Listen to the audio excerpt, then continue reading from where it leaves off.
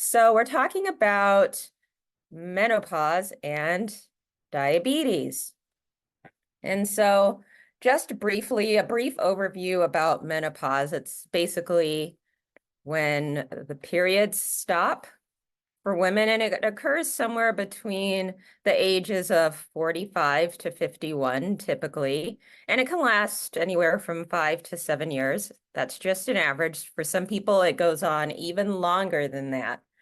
The significance for diabetes is that for people who have diabetes, they can have early menopause. So we just went over like the typical age when it starts, like between 45 and 51. So it occurs in type 1 and type 2 diabetes, this early menopause syndrome kind of thing associated with type 2 diabetes.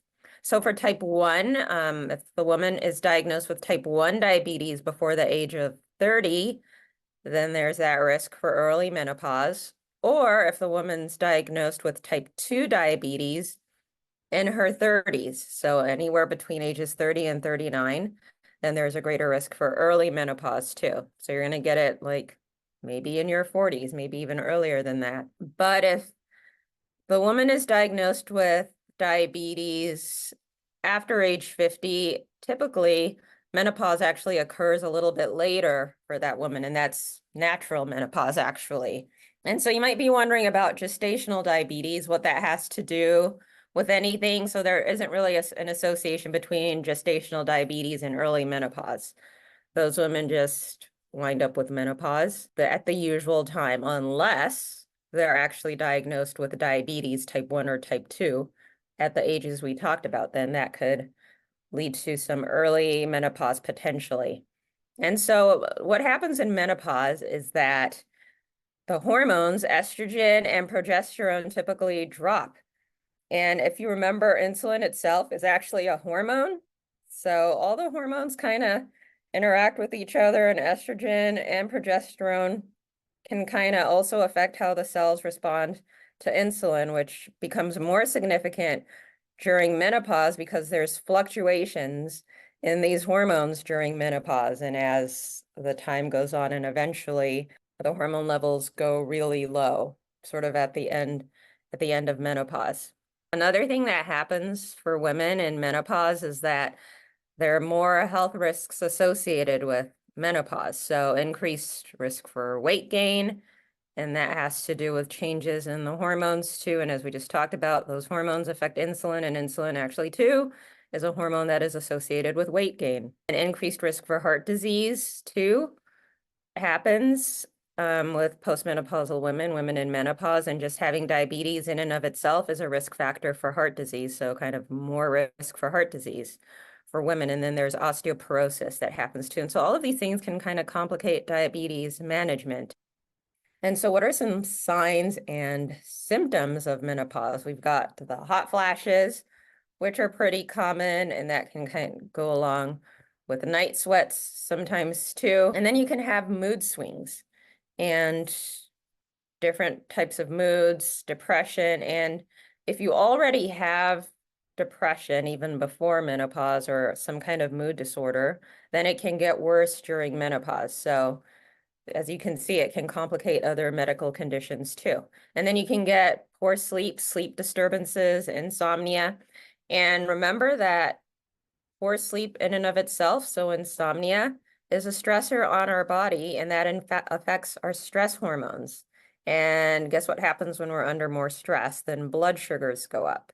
So these are things that can affect the blood sugars in addition to just the hormonal changes. So another sign and symptom that happens during menopause is just fluctuations in your blood sugars. If you've been sort of on a steady balance, all of a sudden now you're in menopause and there are changes.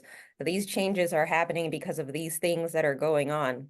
Diabetes can affect the nerves and the nerves that go to the genital tract, okay? So you can get some more vaginal dryness, some decreased libido that goes along with that.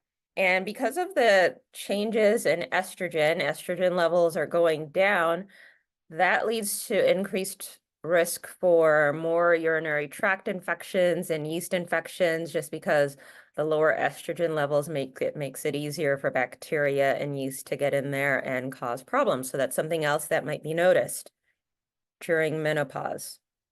And also fluctuations in blood sugars in and of itself too can lead to urinary tract infections and yeast infections, like if your blood sugars are really high. So all these things kind of interact. So just menopause can complicate diabetes. And as you can see from what we've covered, you can see why.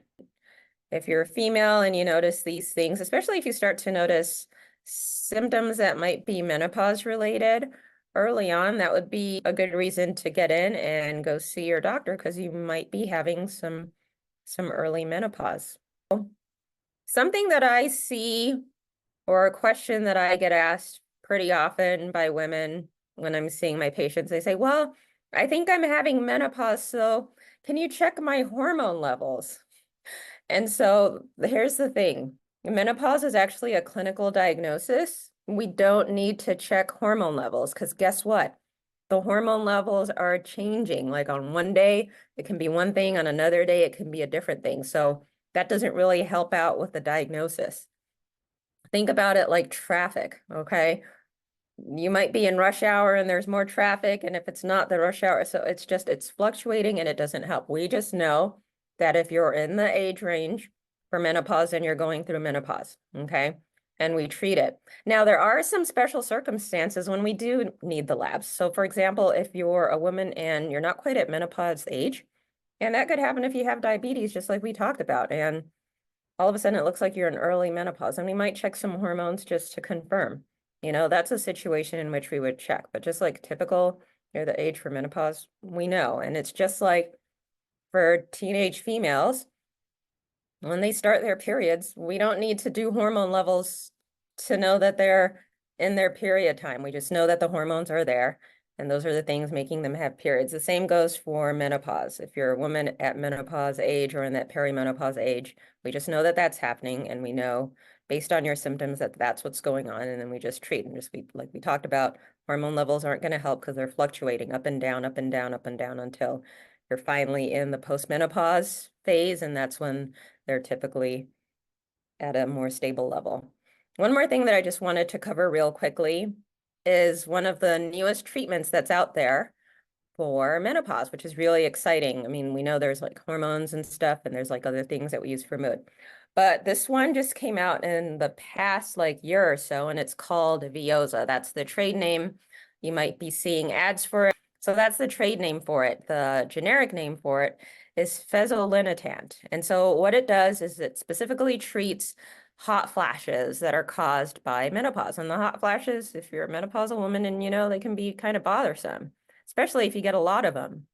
So this is really exciting. So that's just something to know. I will say that since it's brand new medications tend to be expensive, and your best bet is to get it from your specialist, which would be your OB-gynecologist. Like I haven't even prescribed that at all because it requires prior authorizations and more paperwork and this and that, and then they'll still say no at this point because it's so brand new. So you would get that from your OB-gynecologist. That would be an easier way to get it. All right, so as you know, from what we've just covered, you can have earlier menopause if you are diagnosed with type 1 or type 2 diabetes in your 30s or below. And if you're diagnosed with diabetes later on, after age 50, then you might experience a little bit later menopause. But menopause can affect all aspects of diabetes, like we talked about. So hopefully that was helpful for you guys.